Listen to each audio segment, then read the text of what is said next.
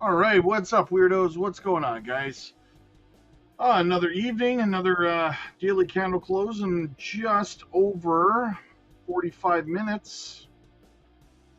Oh, no, just over half an hour, sorry. I was wrong. I was wrong. Looks like we are not going to close above 110,580 again today. Probably going to close right around where we are right now, unless the bears push us down further. $110,000 close is not going to be good enough to get us out of this liquidity zone that we are in. We are stuck in this range. But that's fine. That's cool.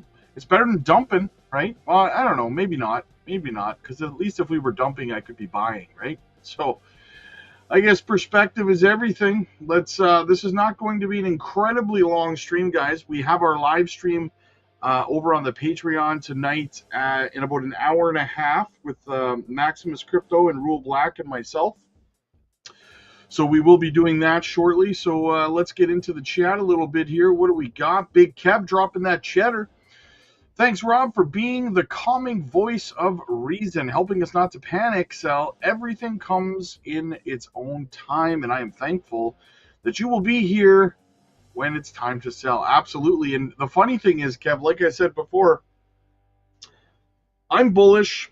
People get mad at me because I'm bullish. When I flip bearish and I start telling people it's time to sell, the market stopped, just as many people are going to hate me and get mad at me for telling them that it's not going higher. You watch, right? They hate you when you're bullish. They hate you when you're bearish. So absolutely, brother. Thank you, as always, Big Kev. Thank you, my friend. Oh, that's the only super chat to start the stream. What do we got here? Angelo says, I'm here and waiting and driving home from work. Update on this market. Let's go.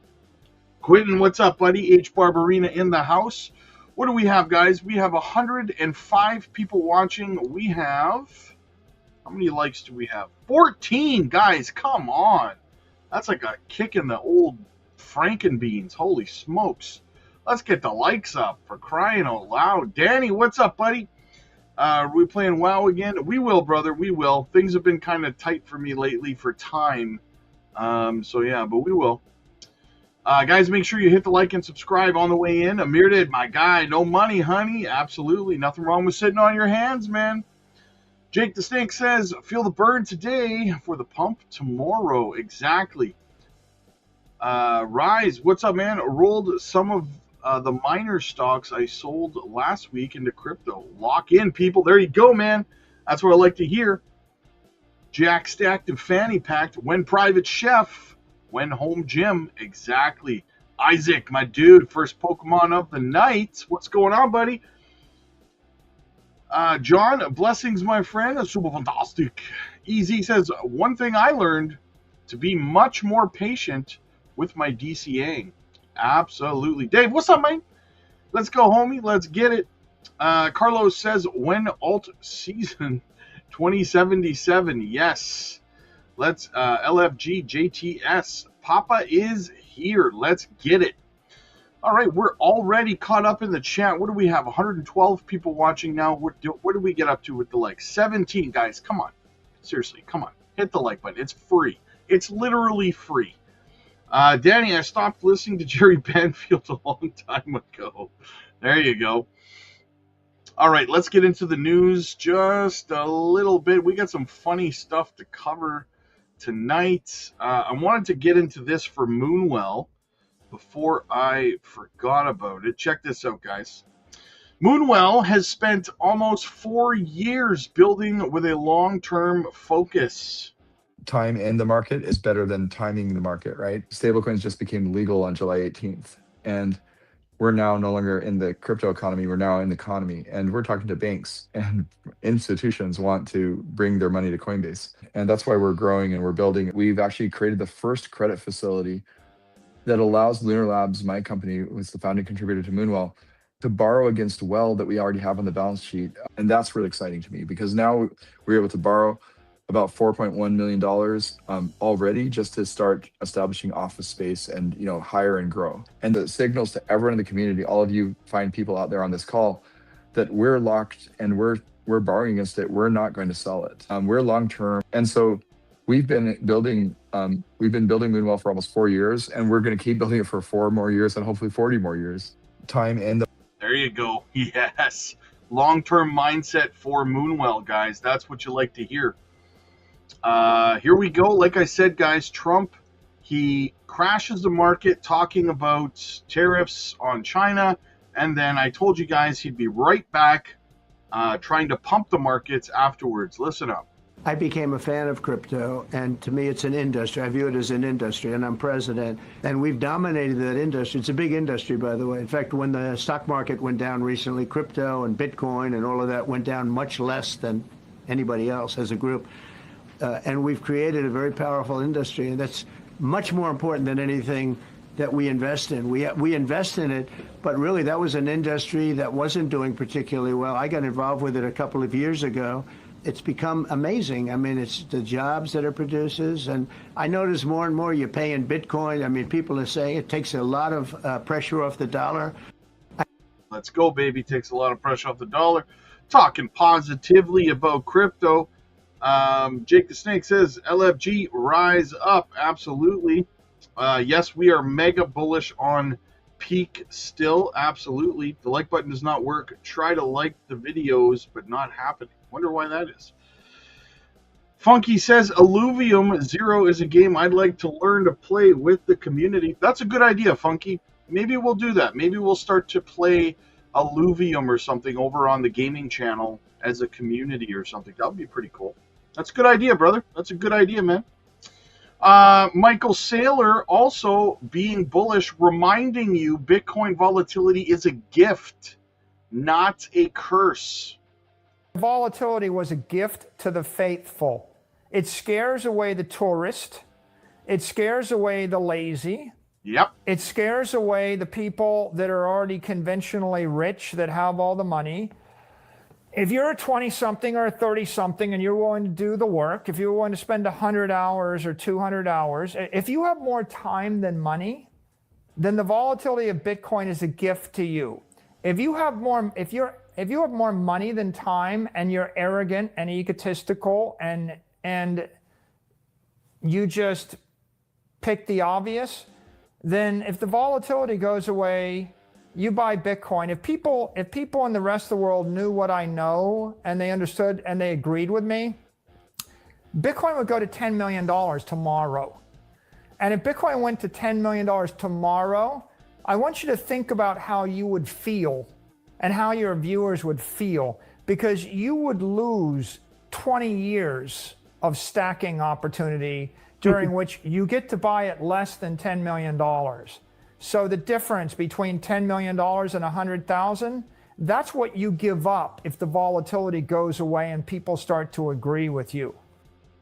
I want you to listen to the first part of what he said again, because that is a direct message to everyone who is whining, pissing, moaning, and complaining about the downward pressure and the red and how long it's taking and stuff. This is directed directly at you. Listen up. Faithful. It scares away the tourist. It scares away the lazy. Scares away the tourists. Scares away the lazy. People that don't want to do their research, they just want to throw money into crypto, walk away, and come back and be a millionaire. Lazy, not going to work, right?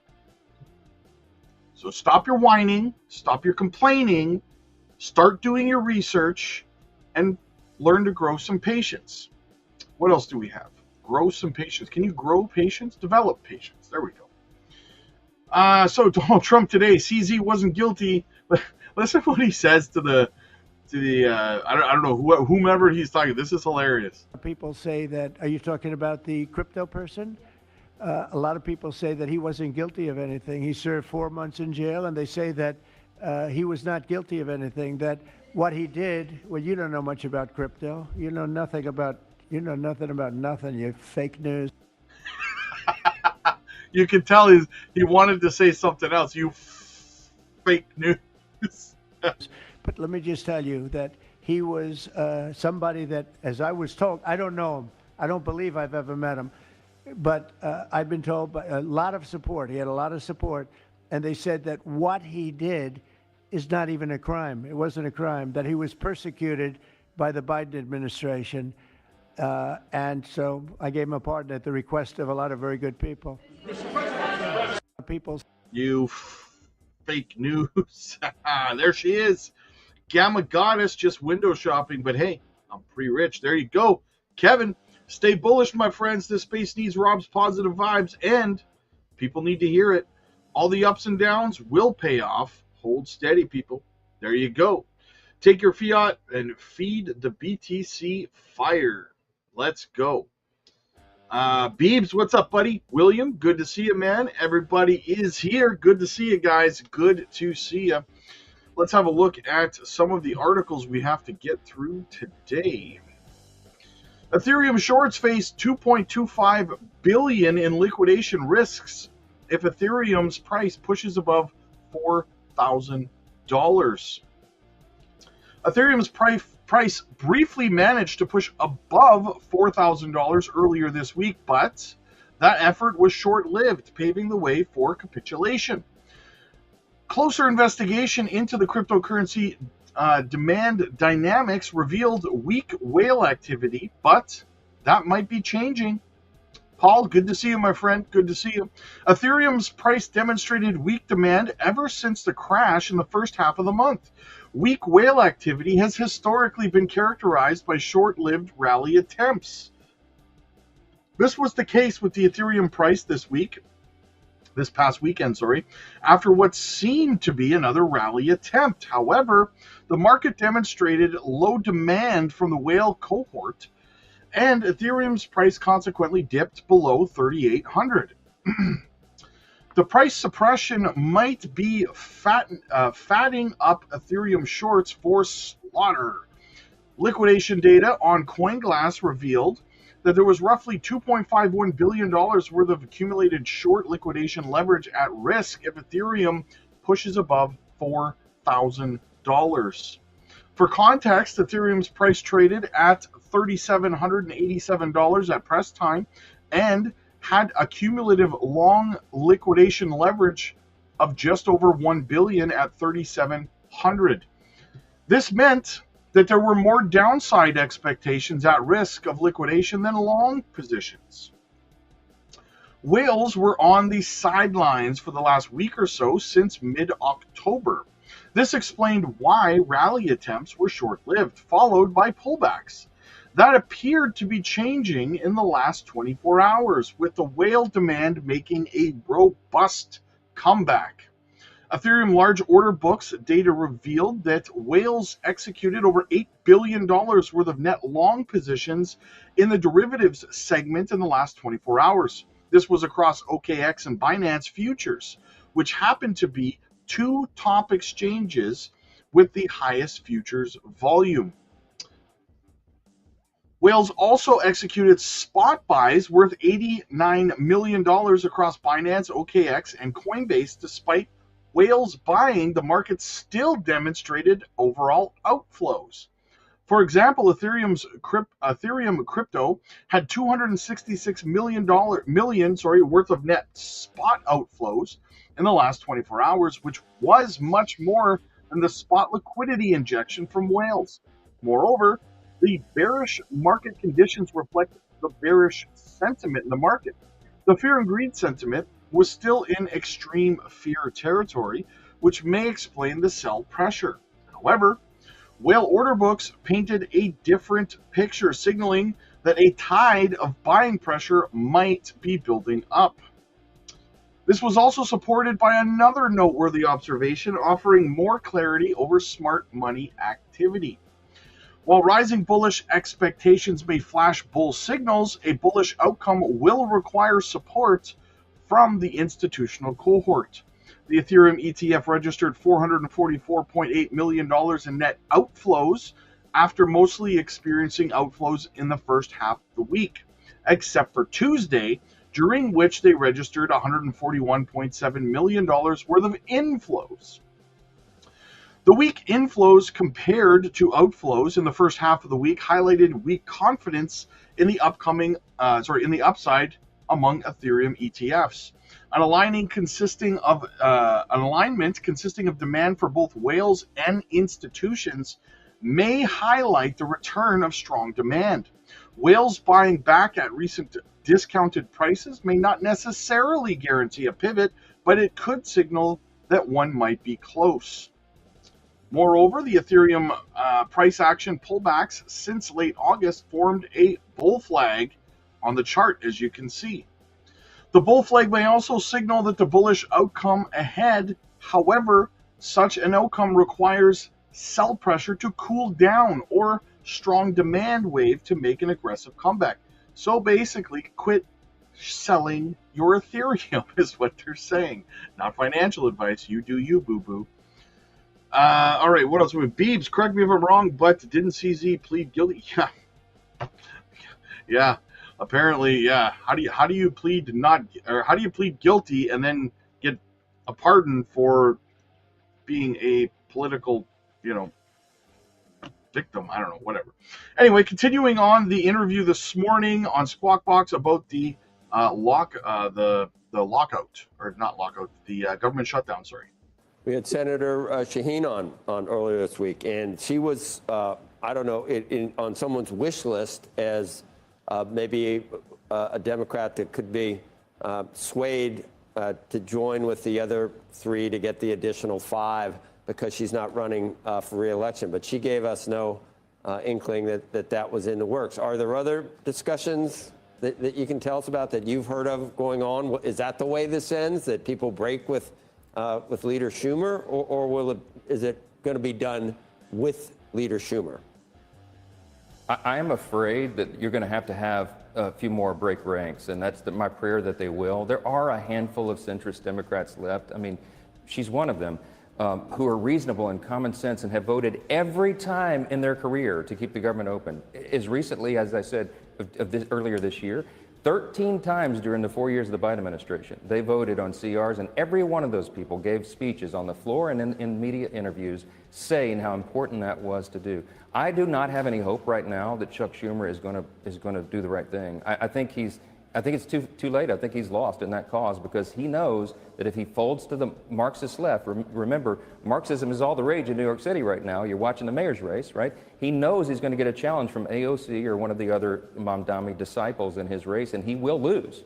He's not very popular right now, obviously, because of the way he does all this. So he knows that if he folds right now, he's going to take it on the chin. So our objective right now is to plead with some common sense Democrats who care about the country more than themselves and do the right thing, pass the nonpartisan CR so we can get the lights back on, get Congress working for the people again, and sort through all the rest of these complicated issues for the rest of the year. Okay, so we get that done eventually. Hope springs eternal. We get some kind of deal for a 1-year, I don't know, extension on the subsidies. How do we prevent that from being the 10-year, $350 billion boondoggle that it's going to happen if we don't fix what the underlying cause of the healthcare inflation? What do we need to do? What are Republicans? Such an important point. We have volumes of ideas that we literally have published to bring down the cost of healthcare and stop the madness.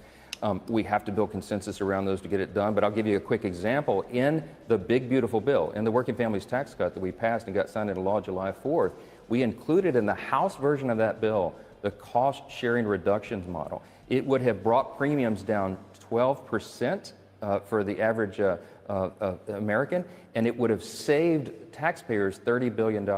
You know what they did, the Senate Democrats? They took that provision out of the bill. They fought it. They got it batted down in the Byrd Rule analysis, and they kicked it out of the bill. And you know what that did instead? So now they want to extend the Obamacare subsidies. Remember, the cost-sharing reduction, just that one measure would have brought premiums down 12%. The Obamacare subsidy extension is going to increase premiums. In some categories, it would drop at about 5%, 5.7% is actual number, but it's going to cost us more because doing that will cost, as you said, $350 billion over 10 years. We have to change the system. We have to find ways in a bipartisan manner to make Obamacare affordable for more people, to increase access to care, and to stop the practices of the insurance industry right now, which are denying about 30% of claims automatically or more in some categories, and the prices continuing to skyrocket. When the government dumps more money on a bad system, it makes it worse. And that is the reality. We have to make everybody face that, and then we got to build the consensus around the solutions. We have lots of ideas. The Republican Party is the party ready to fix that, and we're demonstrating that every day. We brought down costs in Medicaid, and we strengthened the program in the big, beautiful bill because we got ineligible enrollees off the program, and we brought down the cost. It's going to save, the CBO says, the measures that we did in that bill on Medicaid, for example, are going to save $185 billion. So they're good ideas, Joe. We just need time to work through the consensus to do it. But we got to get the lights back on here. Again, we got to open the government so that all of that can happen. Speaker Johnson, Ro Khanna did agree with some of the things you just said. The idea that he thinks part of the problem comes from a private industry that is not paying for, premiums going up and not paying for a lot of the for the procedures that people request or that doctors request too. He mentioned that. He also said he agrees that the Republican Party has good ideas. He came up with the idea of President Trump's executive order on Big Pharma, said that he had put legislation before the House that he would like to see a vote on that would codify that executive order that the pharmaceutical companies seem to think will get struck down by the courts. Are you in favor of doing something like that? Well, look, I'll say this about Ro. He's a good man. He's a very intelligent guy, and he's always operated in good faith around here, and I appreciate that about him. And Ro and I and others can sit around the table and, like I said, in a bipartisan manner and work through some of these things. And they're good ideas on the table, but we got to have everybody here doing that. And we're not going to allow Chuck Schumer to hold the American people hostage so they can get $1.5 trillion new dollars in spending. Remember, don't get lost in that. That's what they filed in the record. That's what they are demanding in exchange for opening the government, and they know we can't do that. So it's time to come to their senses and stop the nonsense. Stop using the people as leverage, as Democrat Whip Clark acknowledged yesterday. All right, we know you got to run, Mr. Speaker. Once again, thanks for all your time this morning.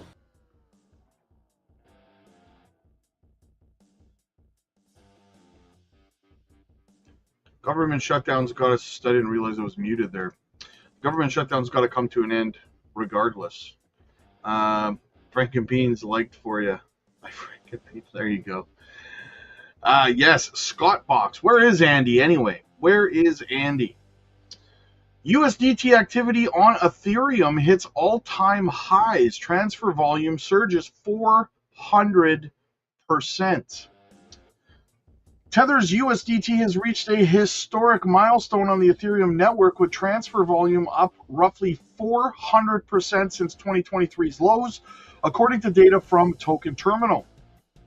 The spike marks a resurgence of on-chain activity that reinforces Ethereum's dominance as the leading platform for stablecoin transactions. Ray, what's going on, buddy? In September alone, USDT transfer volume on Ethereum climbed to an estimated $580.9 billion, while the monthly transfer count hit 12.5 million, both all-time highs. Analysts view this increase as a signal of renewed institutional and retail demand for stablecoin liquidity, particularly in decentralized finance, or DeFi, and tokenized asset markets. The resurgence in USDT usage comes amid a broader trend of capital rotation back into Ethereum-based assets, after a period where alternative blockchains such as Tron captured the majority of stablecoin activity. Ethereum has regained momentum thanks to its deeper liquidity pools and growing integration with Layer 2 scaling solutions like Arbitrum and Base. And if you want to know more about Base, I did a deep dive video yesterday into Base, giving you all of the details about what Base does, what it's going to do, and how it is a good thing.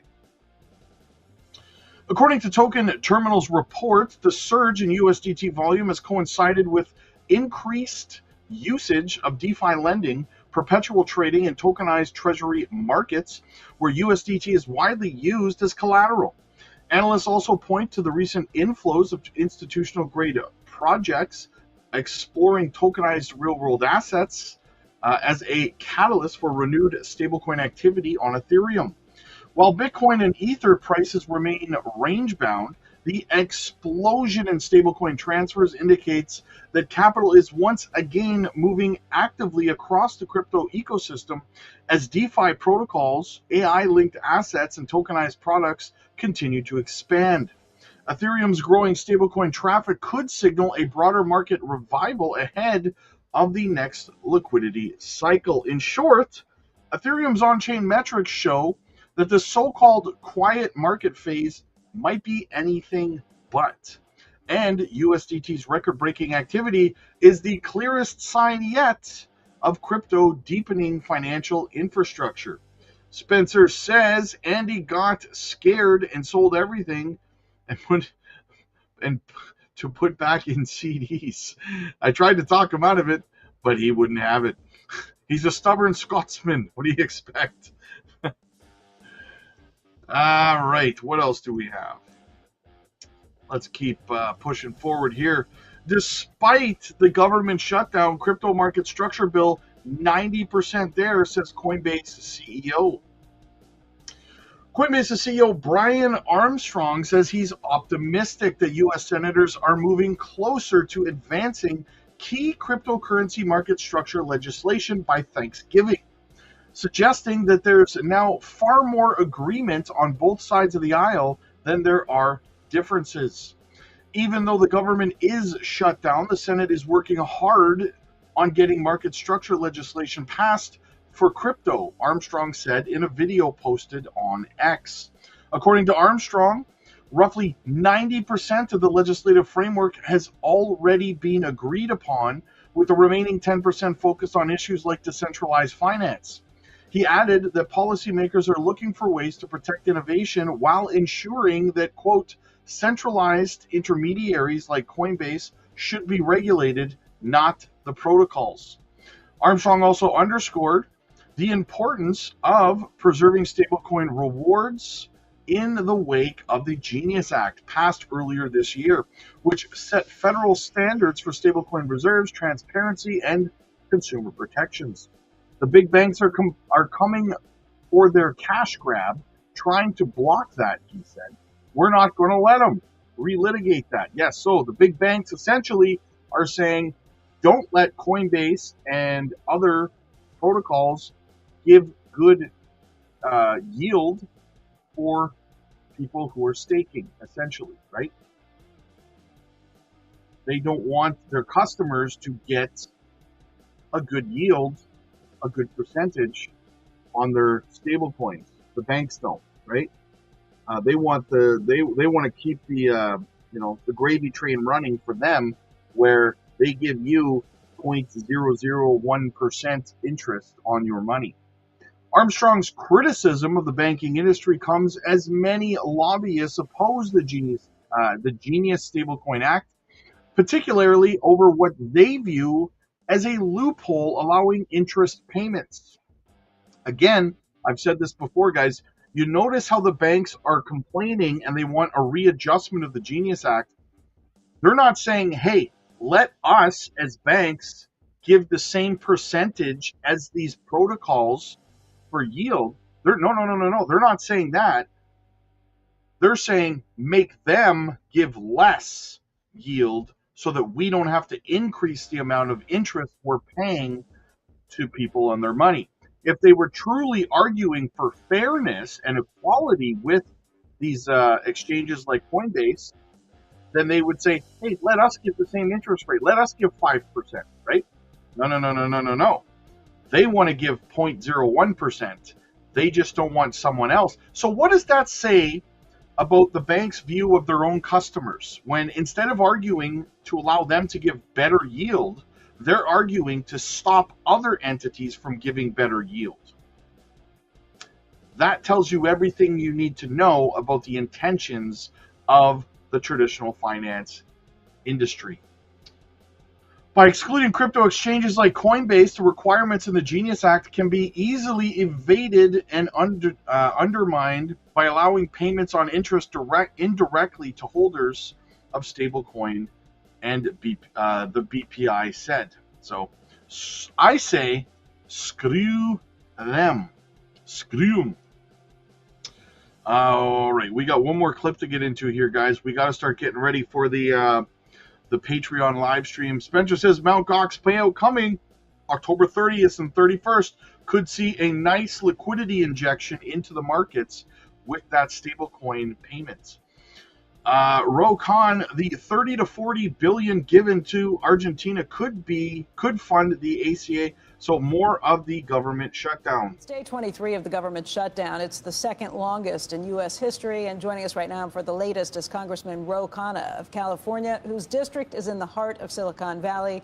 Ro, thank you for coming in. All right, turn into the on-camera Ro Khan now. Because we just had a long conversation off camera. We agreed on what we probably should do, which is the way we always do it. Well, what we should do, first of all, we may not agree on this point, but why can't we get an exception to the filibuster to keep government I told open? you why. Why? Because if you do it now with Republicans and the Democrats have the chance next time they're able to do it, they'll do it for the worst thing in the world. I would never set that precedent. I'm saying just to keep government open. I mean, why can't you just vote for it? Why can't you get a couple of normal senators just to vote for it? Why don't we get to the point where nobody can shut down the government? Because I think Yeah, shutting down the government has been a pretty terrible situation. I agree with no matter that. who's used it over. And Johnson had a proposal of automatic funding, which I think it makes sense. But, you know, you're going to have the speaker on later. We came into Congress together. Just tell them to open up Congress. At least we can vote on paying the troops. At least we can vote to keep paying essential employees, people You on would aircraft. show up and vote for those things? I would. I'd vote in a bipartisan way for both paying the troops, paying essential federal You're workers. only one guy. You think? No, I think you'd get bipartisan support for paying folks. And You'd look like a jerk. Anybody who didn't vote for that would look like an absolute And jerk. look, the speaker's a person of faith. We came into Congress together. Just tell him to open it up for that. At least we'd get that funding passed. I started. Why do you think he hasn't done that? Well, he's going to disagree with this, but my view is on the Epstein files. I mean, he hasn't sworn in Adelita Grijalva. He doesn't want to vote on Nancy and That'd be Mike. the vote that would release the Epstein files. The files. When you walked in, I said, for shame. No one knows Gomer Pyle. I said, for shame, for shame, for shame, Sergeant, for shutting down the government. But then we also agreed that these health care costs and these premiums are so out of control because of Obamacare. I'm not saying we should have Medicare for all. I'm not saying single payer. We're getting there, though.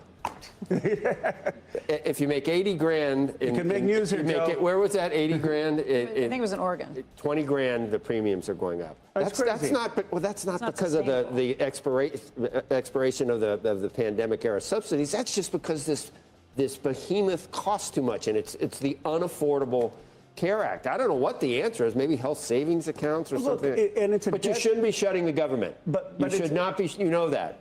We can at least get people paid if you can get a Okay, deal with but I'm Speaker talking Johnson. about- But look, the productivity hasn't gone up in the healthcare sector, right? Like Nope. there are other places, manufacturing, technology, where we're actually bringing down costs in industry. And one of the reasons is there's a dead weight cost on these private insurance companies. They made $171 billion of profits. If we had Medicare for all, if we extended that, it would help private business. It would lower health care But if you costs. opened up, states to have competition, there's a way to do it with the private sector and not go to what everyone else has gone to, which also doesn't really Right. provide the don't care look at you better- want and the you don't look at better results. outcomes. Look, better. you still have private doctors, you still have private hospitals, private nurses. You're just saying that what people have on Medicare from 65, you extend it to But folks.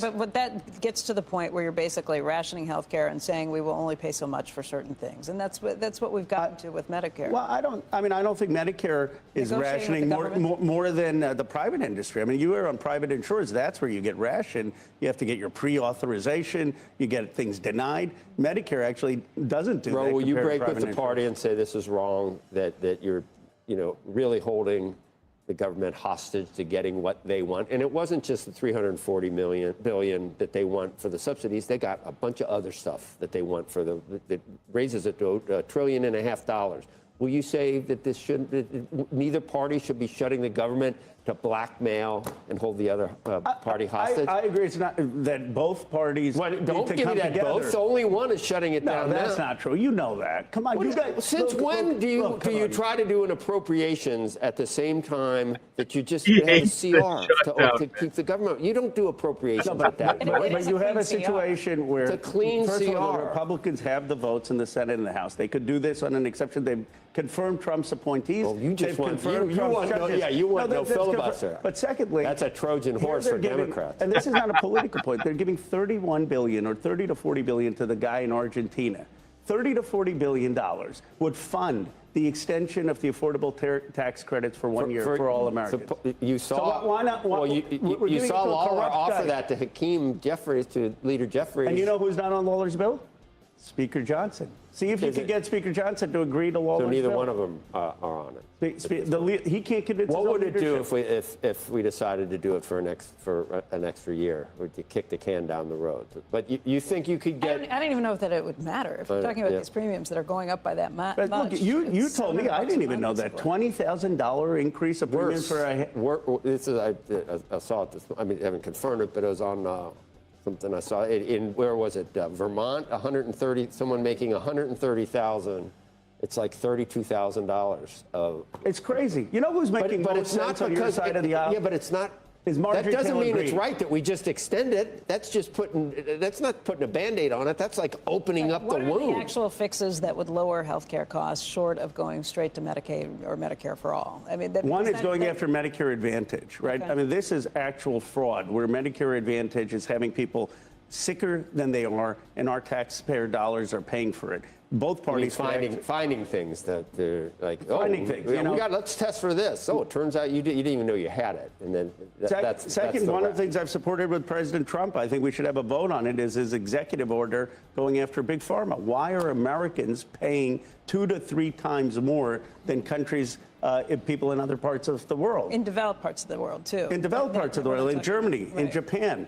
So let's put his executive order for a vote in Congress. You take on Medicare Advantage, you take on Big Pharma, and then the facility fees. Why is it that you go for an MRI at a doctor's office, then you go to the same MRI at a hospital, and it's about 300% $1,000 more? difference. Yeah, it's the transparency issues. You should be able to shop around for healthcare the same way you can shop for anything else, and that we still have not gotten to that. And by the way, those were things President Obama was talking about before the Affordable Care Act. I don't understand why we haven't gotten to better transparency issues on that. One of the people who's making sense, I think, on your side, Joe, is Marjorie Taylor Greene. She's saying, look. Oh my God. She's saying, look, grocery prices. Did you are ever high. think you'd say those words in a sentence? I can't believe I've seen her on Tucker. Are you I've ready seen to her all endorse over. Mamdani? I've endorsed Mamdani. We can get into You already that. did. Oh, that's great, bro. That's Point on I'm a capitalist. I'm a capitalist. I like Silicon Valley. I'm a pro-growth. I'm a pro-growth progressive. Pro-growth progressive. That's an oxymoron. No, it's not. Yes, Joe. it is.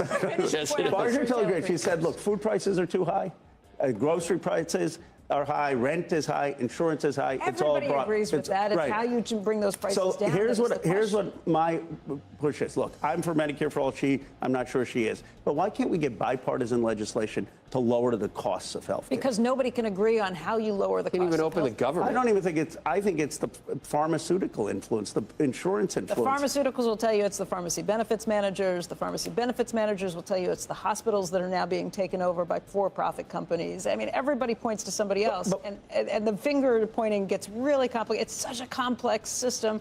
You have some of the best brains who have tried to tackle this for decades at this point and have not been able to make this happen. Fair enough, So but why how not? do we do this and get the government open and stop hurting people who are suffering as a result of the government being closed? Well, 2 things. First, why don't we start with what Donald Trump has proposed? He has an executive order to lower pharma prices. Right. I introduced He's his working with exact Big Pharma to do executive that. order. Pfizer just do that. I introduced his exact executive order in Congress. We can't get a vote on it. And the pharma knows that the executive order won't have You the introduced exact. this since the shutdown? No, I introduced it before the shutdown, but let's get a vote on Trump's executive order. But you know why we don't? Because of Big Pharma's influence, and Big Pharma knows the executive order won't hold in court. The second point is, yes, we need fundamental reform on health care. But right now, to Joe's point, people's premium is going to go up $20,000, $30,000. Why not just get some relief so that premium doesn't go up starting November 1st? But the government can't. I mean, the government is the people. Taxpayer dollars going to fund all of these things. You got to find a way to get at the root cause. Yeah, but we're giving money to the guy in Argentina. Simple. Stop paying government officials while they're not working. Watch how fast they get back to the table and start working again, right? SPL says crash is not over. Maybe. Oh, House says, thank you, Rob, for helping earlier. Dusting is a real thing. Just letting new people know. Patreon is worth it. Yes, absolutely, guys. Get over there. Speaking of Patreon, I got to go get ready for the Patreon live stream tonight, live with Rule and Max. We will be there, guys, in about a half hour, 40 minutes. So I will see you guys there. If you want to join, the link is in the description, or you can use the QR code at the top of the screen. Book your one-on-one coaching calls, join our group coaching calls, get in our daily trades, and so much more. Again, the link is down below, or use the QR code. Click like if you like this video. Click subscribe if you really liked it. I'll see you guys in the next one. God bless.